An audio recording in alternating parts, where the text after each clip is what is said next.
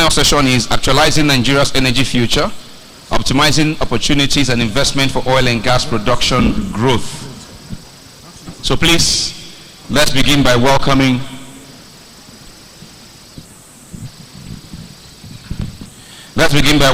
our first panelist.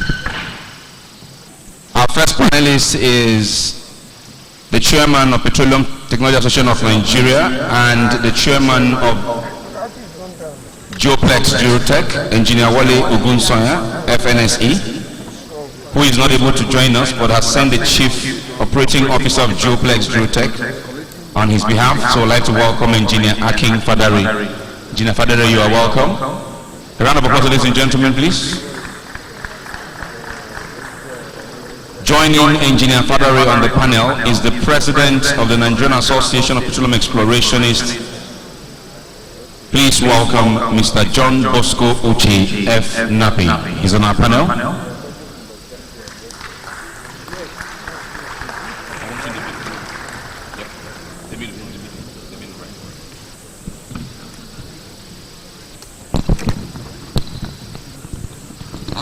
President, you're there? Yes.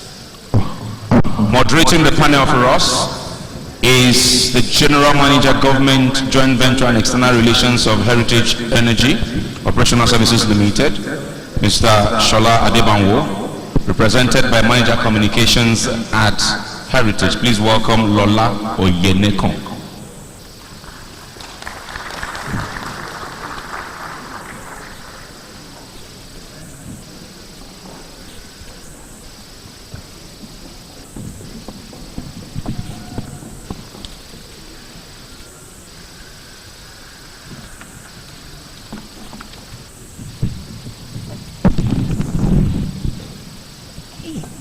Good morning, distinguished ladies and gentlemen. Panelists for today, I would like to welcome you all for taking this very first panel session with us. And our theme for today is Actualizing Nigeria's Energy Future, Optimizing Opportunities and Investment for Oil and Gas Production and Growth. This is just not another conversation about the industry. It's about how Nigeria stays in the game and how we turn potential into performance. The PIA has opened up new doors and new opportunities for us. But the big question still remains, how do we translate this opportunity into measurable production growth? I was quite pleased off the back of the AEW held in Cape Town last week when the Honorable Minister of Petroleum gave a speech and said that Nigeria in the last 2 years has progressed to 1.8 million barrels a day. Where do we go from here? How do we progress this from here? My panelists are here today to unpack these very cogent questions for us. So, my first question would go to John Bosco for today. And the first question is, the industry is struggling to catch up with production aspirations for the annual budgets. How can government further ease entry, access for players to enhance investments in the upstream sector? Thank you very much, Lola, and good morning, ladies and gentlemen. First to say thanks, Energy Correspondents, for again having us on this panel, and thanks for what you've been doing in the industry in terms of reporting everything around the energy industry. Now, but coming to Laura's question, I think there is a lot the government can do. And by the way, it was so happy to hear the GCO, NNPCL, talk about our production growth in the last few years. Actually, the highest production we've recorded in the last 5 years. Because if you look at the last 10, if you go back the last 10 years, for example, when we had a peak production of about 2 million barrels of oil per day. Since then, since 2015, that production has gone down. And it's been going down until it turned around in 2022. And coincidentally, that 2022 is just a year after the PIA was signed into law. So it's not a coincidence, something must have happened. And ever since then, in 2022, you could see that the production has been going on, 1.2, 1.4, 1.5, and as we heard just 2 days ago, it's doing about 1.68 million. with a target of hitting about 1.8 by the end of the year, and then 2 million barrels by in 2027, and ultimately 3 million 2030. So I think it's quite good. A round of applause for that. Yeah. So now, but it must be sustained, and one way to sustain it is that one thing they already have that's happened in the last few months or years is the divestment to the indigenous companies and indigenous players. I can tell you for sure, and it's out there in the media. You know, Renaissance, for example, which is the company I work for, by the way, is increased production, you know, for about with 40% since they took over. About 100,000 barrels were added. Seplat have done the same. I believe Rwanda is doing the same. So if you have these type of enablers encouraging the indigenous player, giving them the right support they need, they can actually help, because they've got an advantage in terms of the relationship with the host communities. They understand this terrain better, and it's still the same people, right? The people that were working for IOCs are the same people. So that's one thing that needs to happen, and I think government is already doing quite well in that direction. But it's not enough, because I think the stability of the fiscals is equally important. Yes, we've got the PIA. We've got a couple of executive orders signed, 2024 now, which, by the way, last year when that first 3 executive order was signed by the president, you could see a lot of FID being taken. Bonga not taking $5 billion, Ubeta Total Energies taking $500 million, and more has been going since then. So we need to have such much of those type of executive orders that can help the business players to do more. So that's one thing I think the government can do to continue to help in this direction. I also think that the government, but this is not just the government now, but also the players have to come together to drive the issue around shared infrastructure. We've been talking about this, for a while now, but I don't think it has really happened the way it should. Today in the deep water, you have many companies trying to build their FPSOs, right, which is quite expensive. You've got some smaller companies that don't have the right, maybe facility to evacuate their oil and gas. If we can bring things together, right? In my team, I know I manage Geosolutions and Geomatics. To mobilize a vessel easily, $800,000, right? But you can imagine where 2 or 3 companies can come together, mobilize in one go. They can pay the same $800,000, and then the vessel will serve the 3 companies together. So that's another area I think not just the government but the players need to come together to collaborate more, so that we can drive this production growth that we're having right now. And the story is also same for gas, right? So the infrastructure, we have aging infrastructure.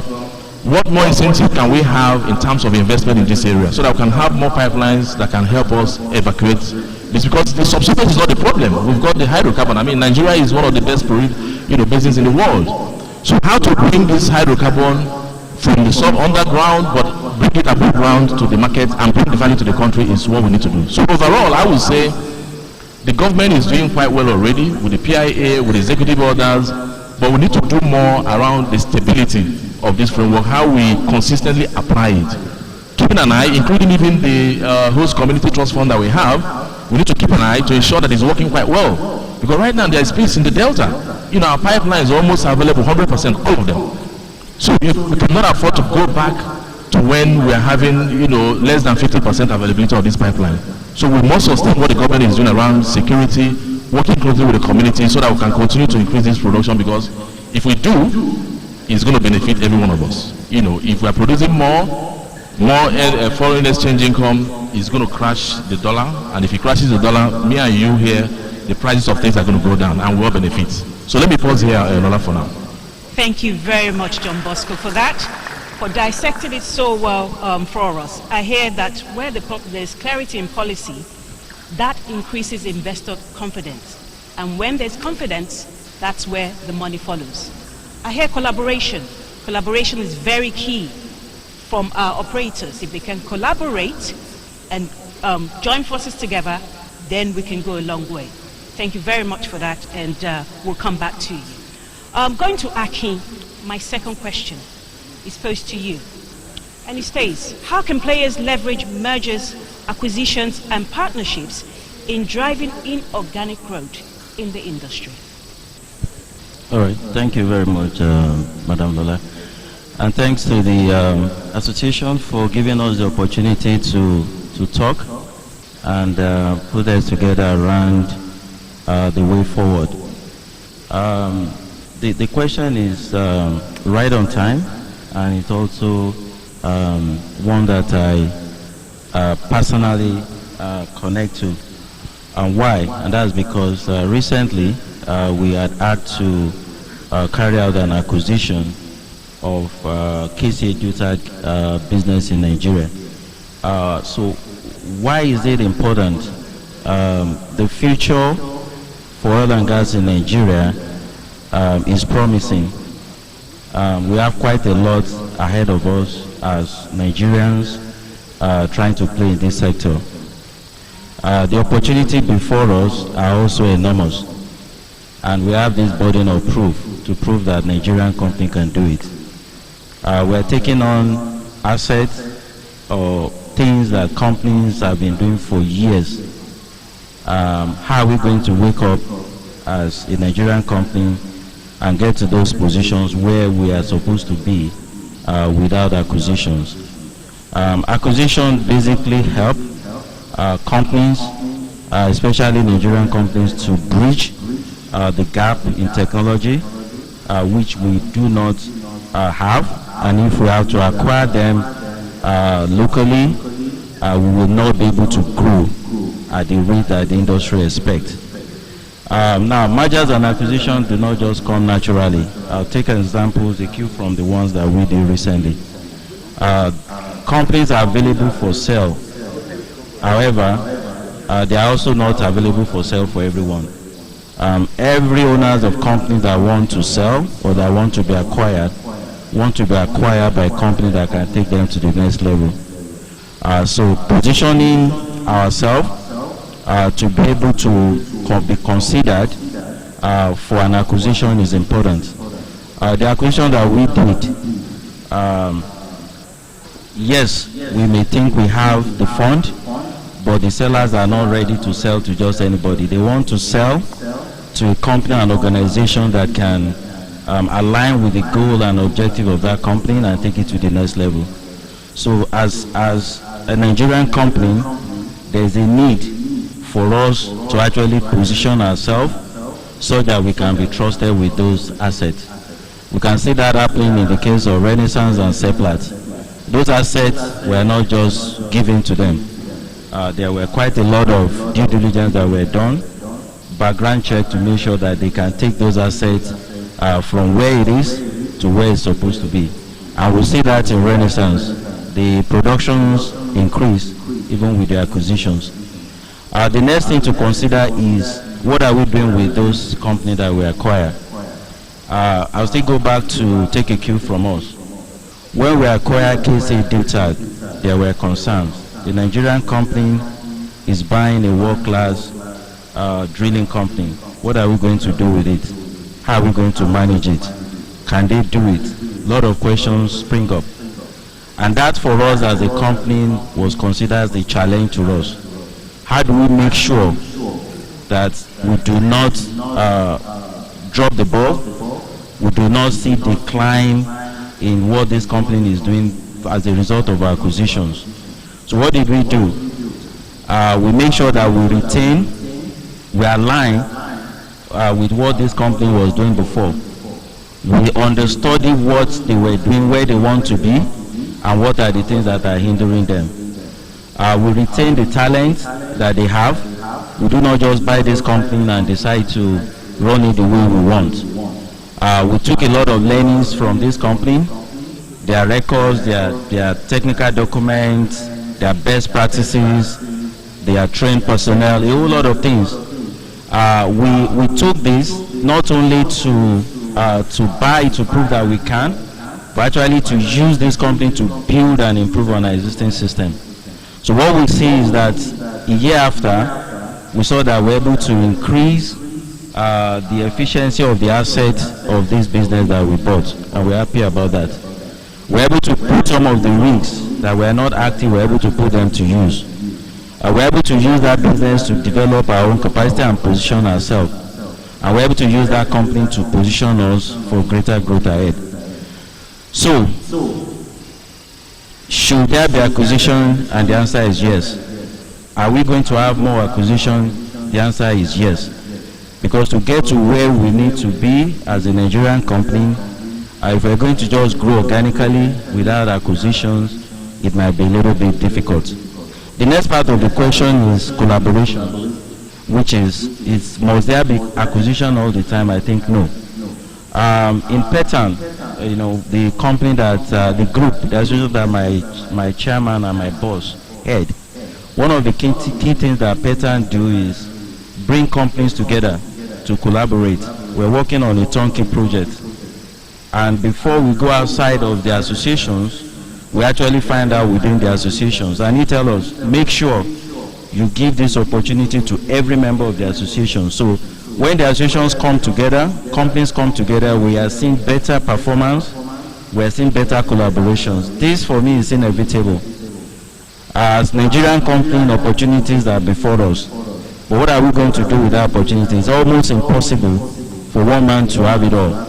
So collaboration is in effect, is inevitable, and it must be encouraged, and it must be done in such a way that it brings value to all stakeholders. So for us, in summary, as a Nigerian company, to be able to perform to the standard that is expected of players in oil and gas sector, we have to plan for acquisitions, we have to position ourselves to be able to acquire companies, and we have to be able to position ourselves to take those companies that we acquire from where they are to better places. And most importantly, as associations and individuals, we have to come together to make sure that we can work collaboratively to achieve the objectives of the industry and companies as a whole. Thank you. Thank you very much, Aki, and we hear you loud and clear. Mergers and acquisitions are here to stay, and also collaboration is key in today's energy world. No one goes it alone. Collaboration is the new competition, and for operators to come together, they would go way further. Coming to John Bosco, on the area of mature fields and reserve growth. How are companies and service providers collaborating to drive organic reserve growth in mature basin? No, thanks, Laura. Again, when you do have mergers and acquisition, is largely inorganic, and we've seen that yes, you can get value through inorganic, but organic is even much more important, because organic you cannot beat the game of organic anytime, any day, and that's where we thrive. For us in exploration, the only way we can continue to deliver value is through organic growth. And if you look at the Nigerian basin, yes, it is mature, but it's I look at it as a bit of legacy of heritage, right? So we've got it, but the future opportunity in this mature basin is even more. And there's a lot we can do to really sweat the asset that we have. Globally, if you look at most of the basins in the world, typically when you drill to, let's use Nigeria as an example, most of the early drilling that we had in the early years, in the 70s and the 80s, 90s, even up till now, we drill largely in the hydrostatic regime, and at most you get to about 12,000 feet or so, chasing largely oil. Of course, with some of the accidental gas that we also found, but let's take oil as an example. What you've seen globally and geologically is that when you go below most of those working petroleum systems, below 12,000 feet, the chances of those systems working is as high as the one we've discovered. And I can tell you today, we haven't even really scratched those deeper reservoirs in the Niger Delta. I'm not even talking about the deep water, where we haven't gone to the ultra deep that much. We haven't gone to the older rocks in the deep water. But if you come to the onshore and the shallow water, there is still huge potential, because when you go below those, proven asset and basins up to about 12,000, pushing it all the way to 16, 17, 18,000 feet subsea, huge assets. Although yes, it may be high pressure, high temperature, but we've got the technology right now to go after them. We're drilling with using technology, the MPDs of this world. We have good 15K rigs that can go and drill these wells, and we're doing it quite well. So we have to go after them. Yes, it might be more gassy, But we know Nigeria is more of a gas, country more than oil. So we have to go for those deeper reservoir and chase those gas, because that is the only way we can even industrialize this nation the more. I know in the exports we are doing quite well exporting the gas from the discovered field already, but we need more gas, because those gas that we're exporting, yes, is giving us some foreign income, but we also need to do more for the domestic. And therefore, we are pushing, especially for us in Nape explorers, that yes, we have a mature basin, but we have to go more leveraging technology around the rig capacity. But beyond the rig capacity, we also need to do more with our seismic imaging. Now, most of the fields that we have in Nigeria today, some of them doing pretty quite well. For Kados of this world, most of the old fields, they were actually discovered on 2D seismic, right? And they're still delivering. And then some of them that were discovered on 3D, it's like 3 brick wall technology, very old 3-kilometer offset cable type of seismic acquisition. That's still delivering. Coming to a newer generation OBN seismic, having nodal technology that we have these days, we haven't even scratched it. And I can imagine deploying this new technology helps you to even image. You can go as much as 10 kilometers to image whatever you want to image. And that's where we need to be. That's where we need to be. We need to go for a massive, aggressive seismic acquisition campaign across this mature basin to be able to unlock untapped potentials. But there's a lot of them in the Niger Delta. That's what we need to do. And beyond this mature basin, let's not forget that we still have the frontier that we haven't scratched as well, right? Talking all the way from Chad Basin to Sokoto Basin to Benue Trough to Anambra Basins, the Dahomey Basins. These basins will continue to deliver if we do the right thing, applying the right technology, the right seismic imaging. And then when you acquire those seismic seismic data set, the way we process data these days has actually moved on. Talking about full wave inversion, more advanced reverse time migration, more advanced way of processing these data sets. So we can do more and we can see more. Now we struggled in the past to even differentiate between oil and gas. When we drill, and that's why most of the discoveries we had in the 70s and the 80s, when we drilled this well and we found gas, that was not what we were looking for. So it was a failure. They were declared failure. And then most of those fields were abandoned because we couldn't differentiate the oil and the gas clearly, especially when the image is not the best. But today, with the workflows that we have right now, we can do it much better. If you want to go for oil, you go for oil. You don't want to hit accidental gas. You want to go for gas, you go for gas. You don't want to hit accidental oil. That type of technology is what we need to be applying right now. We're in the world of digital transformation. Machine learning, artificial intelligence. I have seen that we are making huge progress in this sector, in this area. I mean, I saw there's one company that did something for us around a post-tac imaging using a bit of, training it was 1989 that I said that we gave them. They kind of trained it. They're able to figure out what that seismic is going to look like. And using that machine learning and AI, they're able to come up with something. From what I saw just this week, is revealing. So we have to adopt AI as well.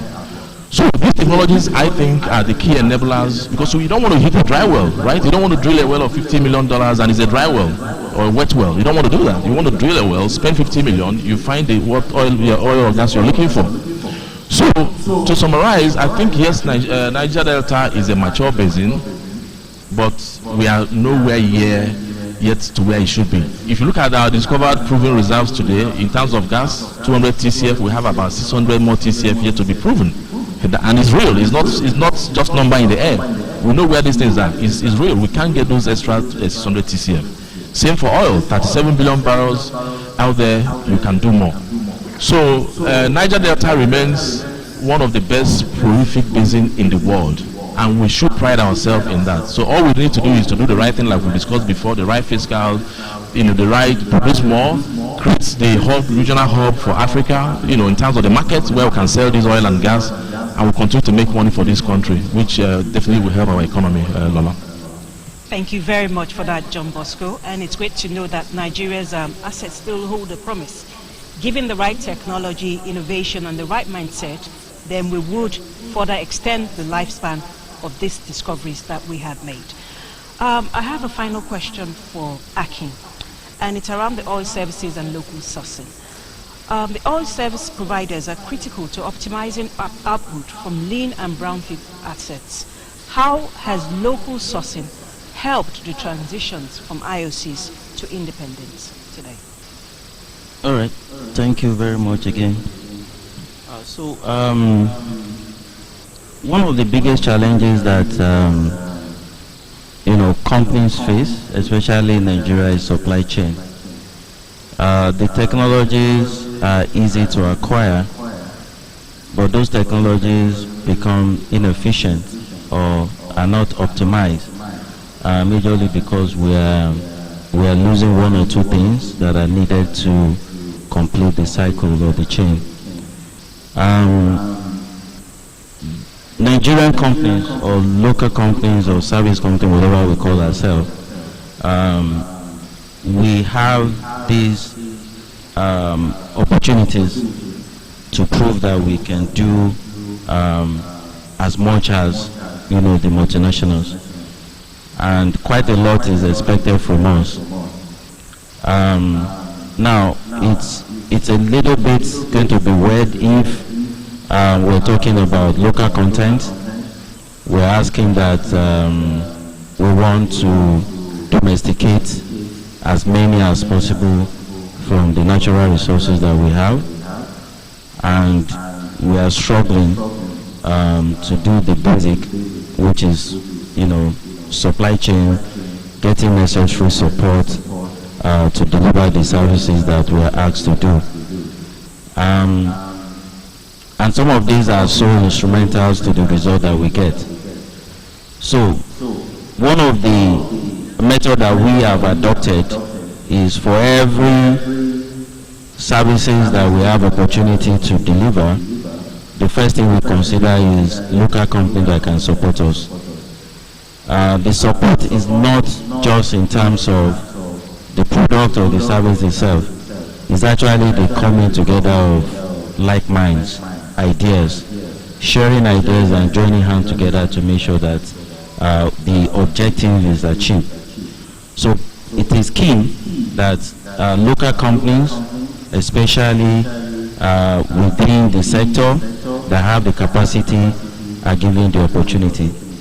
We have experienced this, that where we have Nigerian company, for example, the crossovers, it's that we are to provide on some of the services that we render. If we had to get this from abroad, we have a long lead time. We have to pay upfront. We have to possibly travel abroad to go and inspect it. All these are time, and all these times are money. Where we have Nigerian company that is positioned to do this, it makes it easier for us to deliver the service effectively. So it's important not only to seek for Nigerian company that can support whatever opportunities within us. It's also beneficial in the long run to empower this company to make sure that they can deliver to the quality and standard that is expected. We have tried it.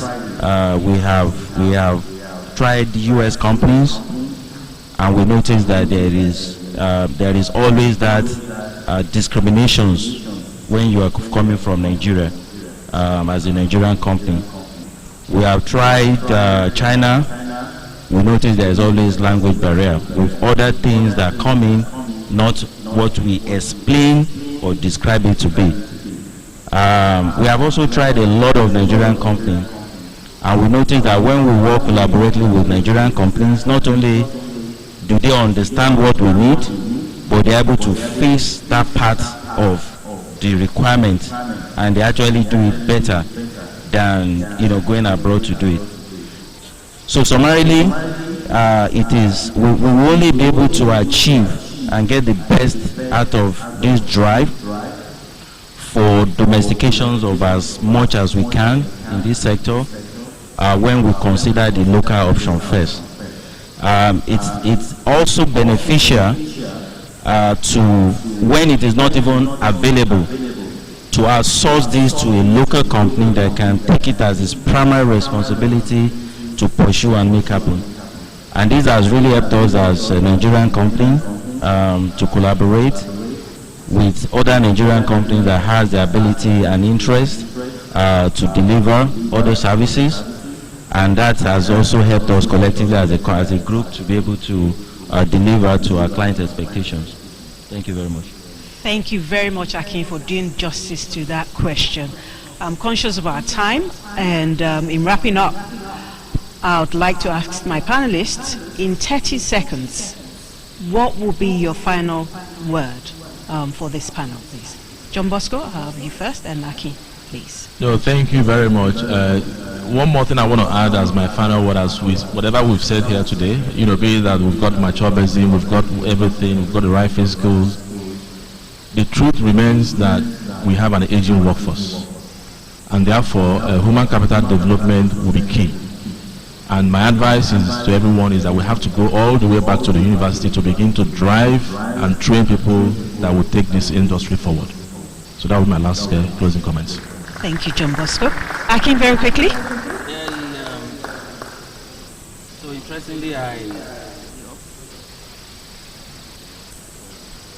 So interestingly, I align perfectly with what he just said.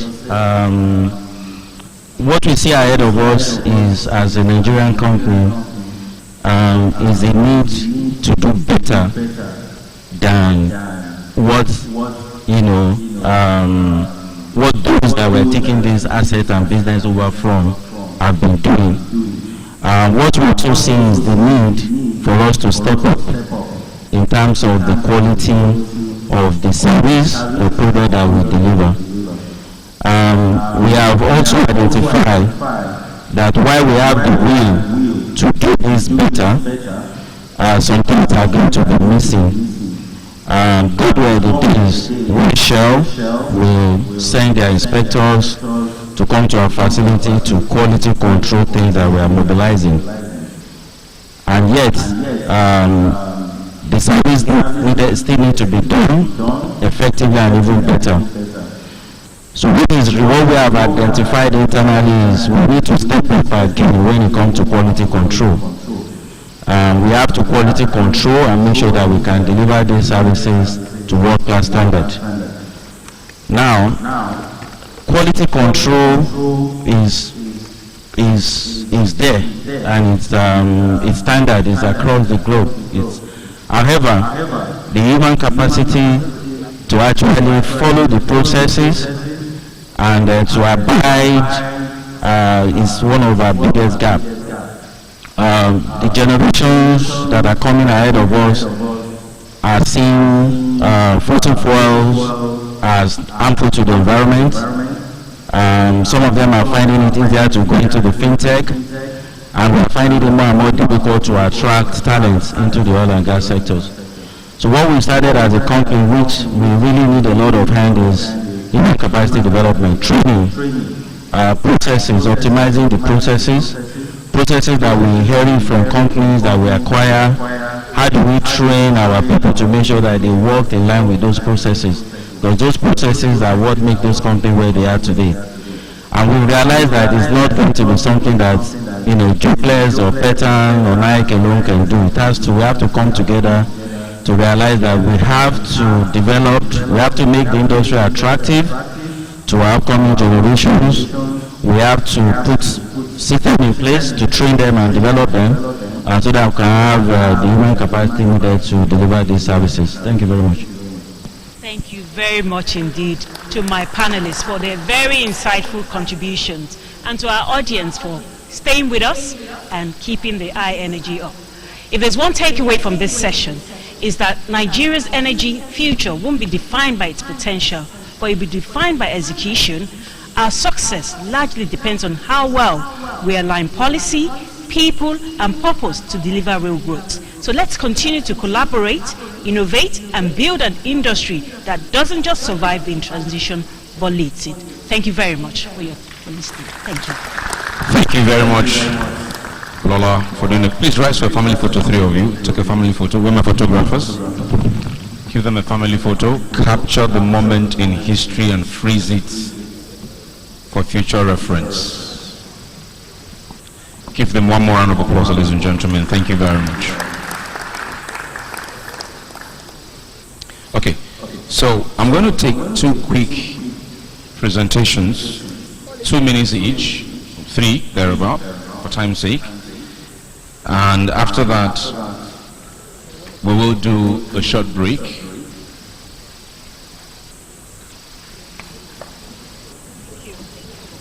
Please allow them take their seat when they get down. Allow them take their